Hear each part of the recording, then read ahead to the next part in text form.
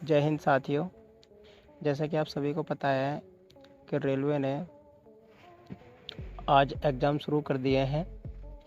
Railway NTPC CBT 2 का आज पहला चरण शुरू हो गया है, जिसके चलते आज 9 मई 2022 को पहली और दूसरी 2 शिफ्ट में 2 एग्ज़ाम हुए हैं, जिसके कुछ महत्वपूर्ण प्रश्न मैंने आज इस पीडीएफ में रखे हुए हैं। साथ ही मैंने इसमें अपनी तरफ से कुछ अतिरिक्त तथ्य भी शामिल किए हैं, जो आगे आपको संभावित एग्ज़ाम में देखने को मिलने वाले हैं। तो वीडियो में अंत तक बने रहिएगा और वीडियो को लाइक, कमेंट और शेयर करना ना भूलें। ये वीडियो आपके लिए बहुत हेल्पफुल रहने वाली है। जिनका भी आगे शिफ्ट में एग्ज़ाम है वो थोड़ा ध्यान से देख लें। आइए सबसे पहले शुरू करते हैं आपका आज का पहला क्वेश्चन। हाल ही में मुख्य न्यायाधीश किसे नियुक्त किया गया है? तो आप सभी को पता है कि 48 पे जो के मुख्य न्यायाधीश हैं वे NV रमन्ना है और अनुच्छेद 126 के तहत मुख्य न्यायाधीश की नियुक्ति का प्रावधान है। पहले मुख्य न्यायाधीश हीरालाल जेकानिया थे, मास्टर ऑफ रोस्टर। जानते हैं मास्टर ऑफ रोस्टर क्या है? मामलों की सुनवाई के लिए पीठों का गठन करना मुख्य न्यायाधीश के विशेषाधिकार को संदर्भित करता है। न्यायिक प्रशासन पर मुख्य न्यायाधीश की पूर्ण शक्ति को लेकर सर्वोच्च न्यायालय में विवाद खड़ा हो गया है। सर्वोच्च न्यायालय ने कई बार कहा है कि मुख्य न्यायाधीश रोस्टर का मास्टर होता है और वह अकेले ही न्यायालय की पीठों का गठन करने और गठित किए गए पीठों का मामले आवंटित करने का विशेषाधिकार रखता है। भारत के मुख्य न्यायाधीश हों या किसी भी उच्च न्यायालय के मुख्य न्यायाधीश हों, वे प्रशासनिक पक्ष के प्रमुख हैं। इनमें न्यायाधीश के समक्ष मामलों का आवंटन भी शामिल है। अतः जब तक कि भारत के मुख्य न्यायाधीश द्वारा मामलों का आवंटन नहीं किया जाता है, तब तक कोई भी न्यायाधीश स्वतः मामले नहीं ले सकता। PSLV C51 से सैटेलाइट को लॉन्च किया गया है। यह आपसे क्वेश्चन दूसरा पूछा गया था कि PSLV C51 से किस सैटेलाइट को लॉन्च किया गया है? सिंधु नेत्र उपग्रह 2021 का पहला सैटेलाइट हाल ही में इसरो द्वारा PSLV C51 का सफलतापूर्वक परीक्षण किया गया। यह इसरो के प्रक्षेपण यानी कि 53वीं उड़ान थी और साथ ही इसरो की वाणिज्यिक शाखा न्यू स्पेस इंडिया लिमिटेड का पहला समर्पित मिशन था। इस उड़ान ने श्रीहरिकोटा के सतीश धवन अंतरिक्ष केंद्र SAR से इसरो द्वारा भारत के 5, अमेरिका के 13 और ब्राज़ील का ऑप्टिकल पृथ्वी अवलोकन उपग्रह अमेजोनिया फर्स्ट और 18 सहयात्री उपग्रहों को पैसेंजर सैटेलाइट को सफलतापूर्वक लॉन्च किया गया। SAR श्रीहरिकोटा भारत का स्पेस पोर्ट है, जो भारतीय अंतरिक्ष कार्यक्रमों को लॉन्च करने हेतु अवसर रचनात्मक आधार प्रदान करता है। तो नेक्स्ट क्वेश्चन आपके लिए USB की फुल फॉर्म पूछी गई थी आपसे। तो आप सभी को पता है USB की फुल फॉर्म यूनिवर्सल सीरियल बस होती है। नेक्स्ट क्वेश्चन आपके लिए IPCC का फुल फॉर्म आपसे पूछा गया था, inter governmental panel on climate change. Next question आपसे पूछा गया है, कोणार्क का सूर्य मंदिर किस सदी में बनाया गया था? तो जैसा कि आप सभी को पता है, कोणार्क का सूर्य मंदिर उड़ीसा के पवित्र शहर पुरी के पास स्थित है। इसका निर्माण राजा नरसिंह देव प्रथम द्वारा 13वीं शताब्दी सन 1238 व 1264 ईस्वी में किया गया था। यह गंगवंश के वैभव, स्थापत्य मजबूती और स्थिरता के साथ साथ ऐतिहासिक परिवेश का प्रतिनिधित्व करता है।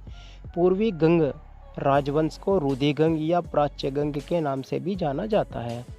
मध्यकालीन युग में यह विशाल भारतीय शाही राजवंश था, जिसने कलिंग से 5वीं शताब्दी की शुरुआत से 15वीं शताब्दी की शुरुआत तक शासन किया था। पूर्वी गंग राजवंश बनने की शुरुआत तब हुई जब इंद्रवर्मा प्रथम ने विष्णुकुंडन राजा को हराया। मंदिर को एक विशाल रथ के आकार में बनाया गया है। यह सूर्य भगवान को समर्पित है। कोणार्क मंदिर न केवल अपनी स्थापत्य की भव्यता के लिए बल्कि मूर्ति कला के कार्य की गहनता और प्रवीणता के लिए भी जाना जाता है।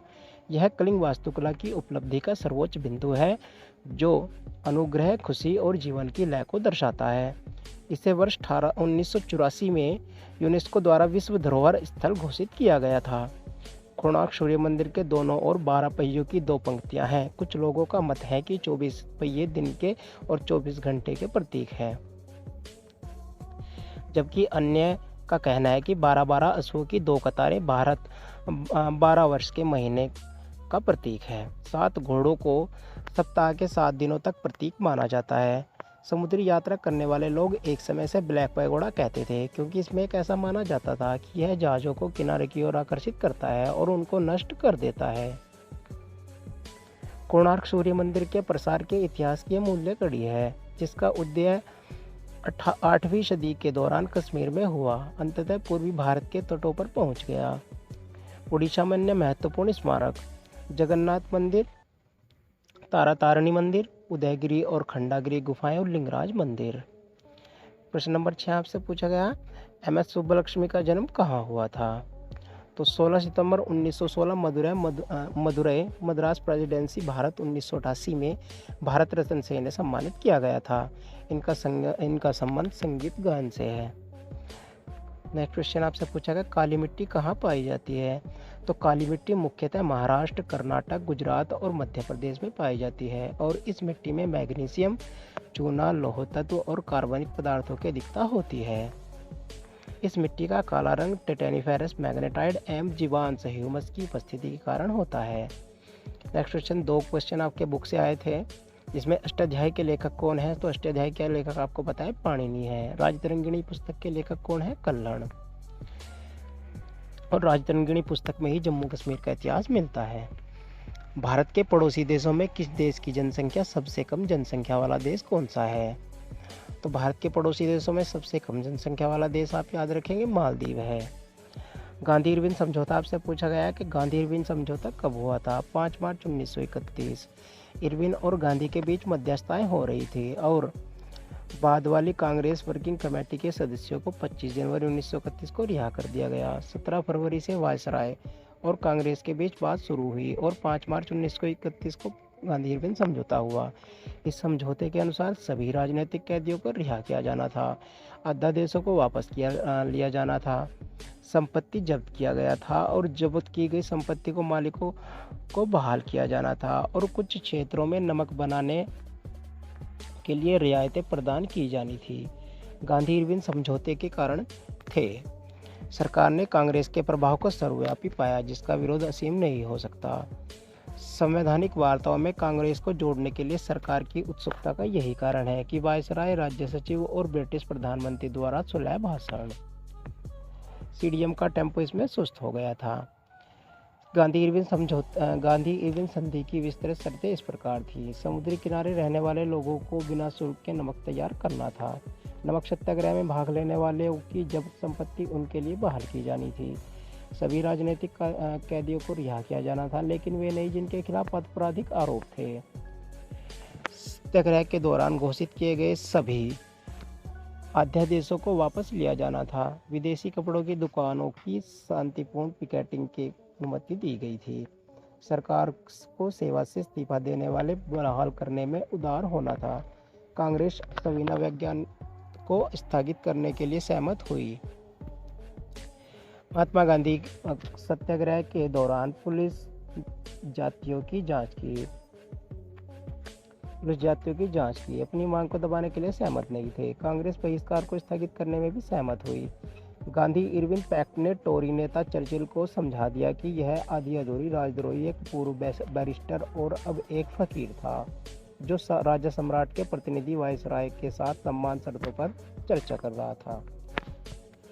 परोक्ष रूप से यहाँ तक कि ज्ञात्मक टिप्पणी गांधी जी की विशाल आत्मशक्ति के लिए श्रद्धांजलि है, जिसने उन्हें एक बैरिस्टर से महात्मा या फकीर में बदल दिया था। अनुच्छेद 239 का संबंध किससे है? तो संसद द्वारा बनाई गई विधि द्वारा यथा अन्यथा उपबंधित के सिवाय प्रत्येक संघ राज्य क्षेत्र का प्रशासन राष्ट्रपति द्वारा किया जाएगा और वह अपने द्वारा ऐसे विधान सहित जो वह निर्दिष्ट करे नियुक्त किए गए प्रशासक के माध्यम से उस मात्रा तक कार्य करेगा जितनी वह ठीक समझता है। भाग 6 में किसी बात के होते हुए भी राष्ट्रपति किसी राज्य के राज्यपाल को किसी निकटवर्ती संघ या राज्य क्षेत्र का प्रशासक नियुक्त कर सकेगा और जहां कोई राज्यपाल इस प्रकार का नियुक्त किया जाता है तो वहां ऐसे प्रशासक के रूप में अपने कृत्यों को प्रयोग अपनी मंत्रिपरिषद के रूप से स्वतंत्र रूप से करेगा। संविधान 7वां संविधान संशोधन अधिनियम 1956 की धारा 17 द्वारा अनुच्छेद 239 और 240 के स्थान पर प्रतिस्थापित हो गया है।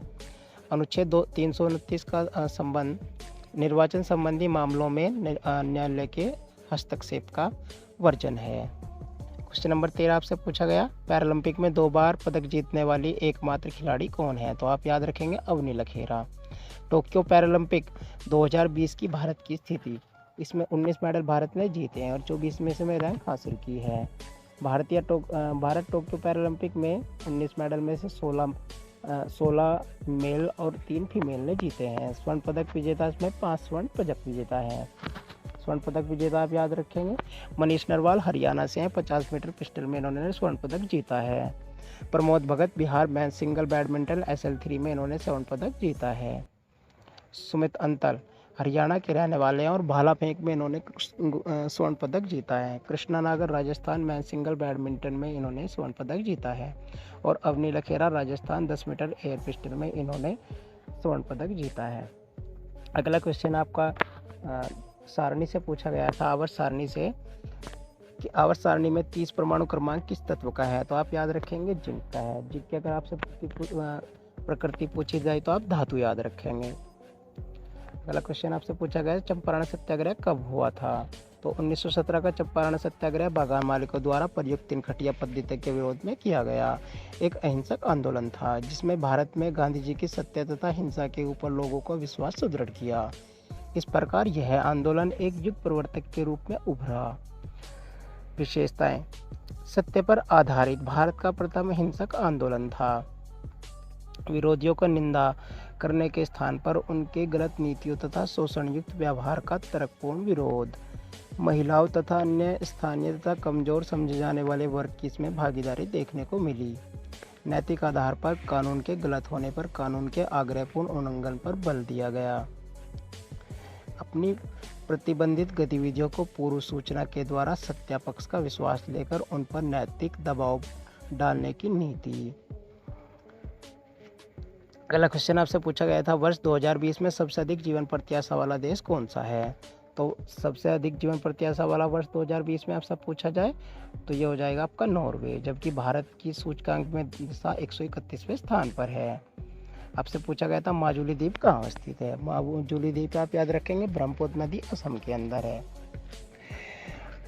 नेक्स्ट क्वेश्चन आपसे कंप्यूटर से पूछा गया था कि WW में कौन सा प्रोटोकॉल प्रयोग किया जाता है? तो WW सबसे पहले तो आप इसकी फुल फॉर्म याद रखेंगे, तो वर्ल्ड वाइड वेब इसकी फुल फॉर्म हो जाएगी। उसके बाद आपसे पूछा जाए इसमें कौन सा प्रोटोकॉल प्रयोग किया जाता है, तो HTTP किया जाता है। HTTP होता है आपका hyper text transfer protocol. Bodo भाषा भारत के किस राज्य में बोली जाती है? तो आप याद रखेंगे असम में बोली जाती है। असम को बोडोलैंड भी कहा जाता है। नेक्स्ट क्वेश्चन आपसे पूछा गया था सब्लिमेशन प्रोसेस क्या है? तो आप याद रखेंगे it's converted solid to gas, ये ठोस को सीधा गैस में कन्वर्ट कर देता है। साथ ही हम इसकी परिभाषा देख लेते हैं। ऊर्ध्वपातन एक भौतिक रासायनिक प्रक्रिया है जिसमें कोई पदार्थ अपनी ठोस अवस्था से सीधे गैस में परिवर्तित हो जाता है। इस पूरी प्रक्रिया के दौरान पदार्थ की अवस्था किसी मध्यवर्ती द्रव अवस्था में परिवर्तन नहीं होती है। कपूर का ठोस अवस्था से सीधे वाष्प में उड़ जाना ऊर्ध्वपातन का एक उदाहरण है। हाल ही में चेस के नए ग्रैंड मास्टर कौन बने हैं? तो आप याद रखेंगे 23 फरवरी 2022 को रमेश बाबू प्रज्ञानंद, इन्होंने दुनिया के नंबर 1 मैग्नस कार्लसन को हराया है। नील नदी की बैकबोन किस देश को कहा जाता है? आप याद रखेंगे नील नदी का वरदान भी किस नदी को कहा जाता है? मिस्र को कहा जाता है। नील नदी विश्व की सबसे लंबी नदी है जो अफ्रीका महादेश के मिस्र देश में है। इसकी लंबाई 6690 किलोमीटर है। संसार की सबसे लंबी नदी नील नदी है। अब जो अफ्रीका की सबसे बड़ी झील विक्टोरिया से निकलकर विस्तृत सहारा मरुस्थल के पूर्वी भाग को पार करती हुई उत्तर में भूमध्य सागर में उतर पड़ती है। यह भूमध्य रेखा के निकट भारी वर्षा वाले क्षेत्रों से निकलकर दक्षिण से उत्तर क्रमशः युगांडा, इथोपिया, सूडान एवं मिस्र से होकर बहते हुए काफी लंबी घाटी बनाती है, जिसके दोनों ओर भूमि की पतली पट्टी के रूप में सस्य श्यामला दिखती है। यह पट्टी संसार का सबसे बड़ा मरुद्यान है। नेक्स्ट क्वेश्चन आपसे पूछा गया था राइस ब्रान ऑयल में किस विटामिन की प्रचुरता होती है? तो राइस ब्रान ऑयल को चावल की भूसी से तैयार किया जाता है। इसमें विटामिन ई, प्रोटीन और फैटी एसिड जैसे तत्व पाए जाते हैं जो शरीर को कई लाभ पहुंचाने में मदद करते हैं। आपको बता दें कि सबसे ज़्यादा इसका इस्तेमाल एशियाई देशों में किया जाता है। अगला क्वेश्चन आपसे संविधान से पूछा गया था कि डॉक्टर भीमराव अंबेडकर जी की अध्यक्षता में प्रारूप समिति का गठन कब हुआ था। आप याद रखेंगे 29 अगस्त 1947 में। प्रारूप समिति में 7 सदस्य समिति थी जिसके सदस्य थे Alladi Krishna Swami Ayyar, N Gopala Swami, Bhimrao Ambedkar, K M Munshi, Mohammad Saadulla, B L Mitter, जिनकी जगह आए थे माधवराव, और डी पी खेतान की जगह आए थे आपके टी टी कृष्णमाचारी। प्रारूप समिति का गठन 29 अगस्त 1947 को doctor B are Ambedkar ji की अध्यक्षता में किया गया था। संविधान के प्रारूप पर विचार करते हुए विधानसभा ने कुल 7,635 में से 2,473 संशोधनों को पेश किया, चर्चा की और उनका निपटारा किया। 30 अगस्त 1947 को अपनी पहली बैठक में प्रारूप समिति ने भीमराव अम्बेडकर को अपना अध्यक्ष चुना था। फिर आपसे क्वेश्चन दोबारा से कंप्यूटर से पूछा गया था कि प्रतिशत से एमएस एक्सेल में क्या फाइंड किया जाता है। तो आप याद रखेंगे एब्स्ट्रैक्ट एड्रेस। अल्लाह रखा का संबंध किस वादी यंत्र से है। तो आप याद रखेंगे तबला वादक। स्रोत वादक किसे जानता है। उस्ताद अमजद अली खान, उस्ताद अलाउद्दीन खान, अयान अली खान, अमान अली और अली अकबर खान। प्रमुख सितार वादक पंडित रविशंकर, निखिल बैनर्जी और विलायत खान। जबकि तबला वादक में अल्लाह रखा, जाकिर हुसैन और चतुरलाल, समता प्रसाद मिश्र, गुदई महाराज के नाम से जाना जाता है, अनोखे लाल मिश्र, कंठे महाराज और किशन महाराज। भारतीय सेनाई वादक में बिस्मिल्लाह खान, एस बल्लेश, अनंतलाल और अली अहमद हुसैन खान। फिर आपसे पूछा गया था आवेश का एसआई मात्रक क्या होता है। तो आवेश का एसआई मात्रक आप याद रखेंगे कूलाम होता है। कूलाम जान लेते हैं। कूलाम का नियम क्या है कि दो बिंदु आवेशों के बीच लगने वाला स्थिर विद्युत बल का मान उन दोनों आवेशों के गुणनफल के समानुपाती होता है तथा उनके आवेशों के बीच की दूरी के वर्ग के व्युत्क्रमानुपाती होता है। जैसे हमने यहाँ पे रखा हुआ है बराबर के Q1 Q2 upon R square, जहाँ F आरोपित बल है, K स्थिरांक है, Q1 Q2 क्रम से आवेश है और R आवेशों के बीच की दूरी है। ये चीज़ आप नोट करके रखेंगे। यदि निर्वात में 1 मीटर की दूरी पर रखे दो समान परिमाण के आवेशों के बीच 9 × 10⁹ न्यूटन का वैद्युत बल कार्य करे तो प्रत्येक आवेश 1 कूलाम के बराबर होगा।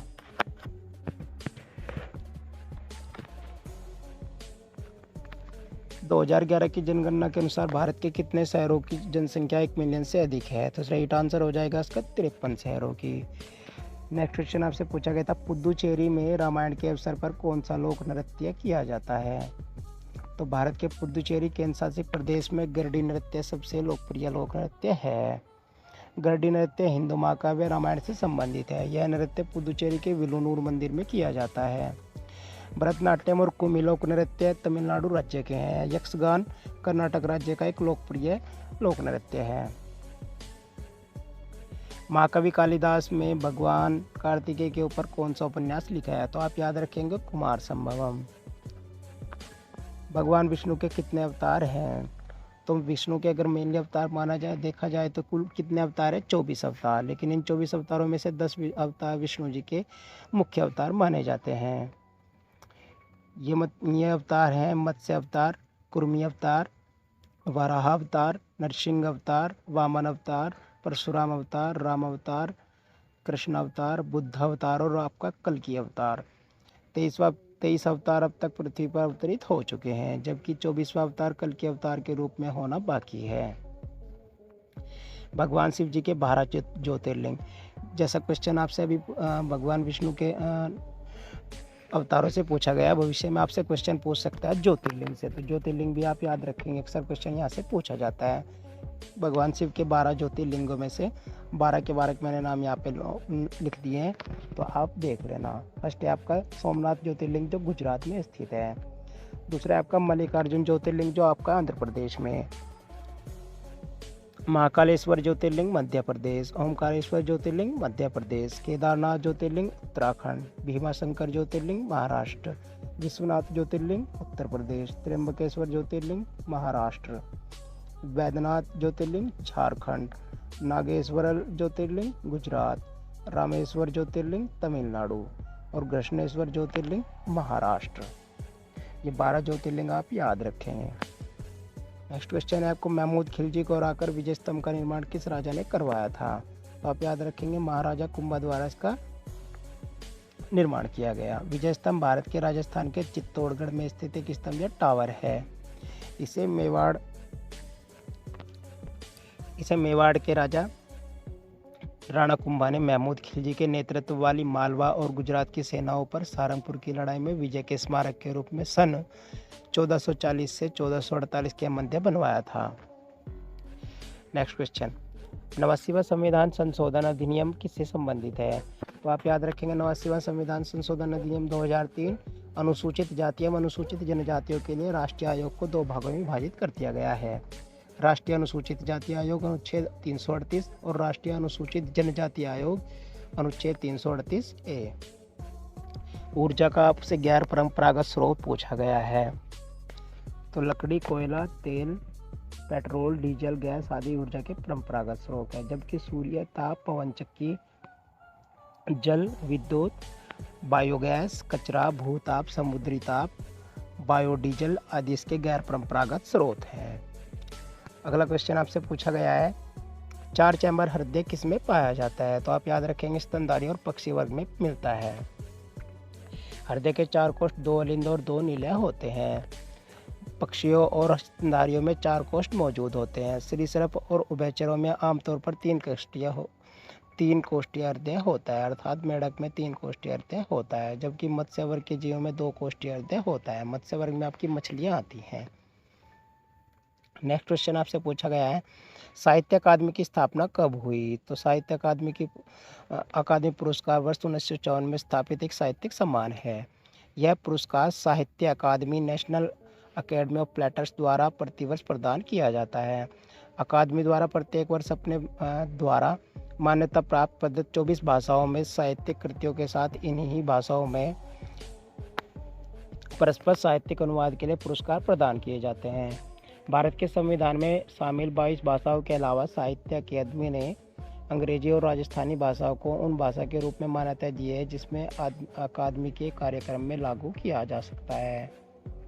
साहित्य अकादमी पुरस्कार ज्ञानपीठ पुरस्कार के बाद भारत सरकार द्वारा प्रदान किया जाने वाला दूसरा बड़ा साहित्यिक सम्मान है। साहित्य अकादमी बाल साहित्य पुरस्कारों लेखकों द्वारा बाल साहित्य में उनके योगदान पर दिया जाता है और पुरस्कार वर्ष से तुरंत पहले के 5 वर्षों के दौरान पहली बार प्रकाशित पुस्तकों से संबंधित है।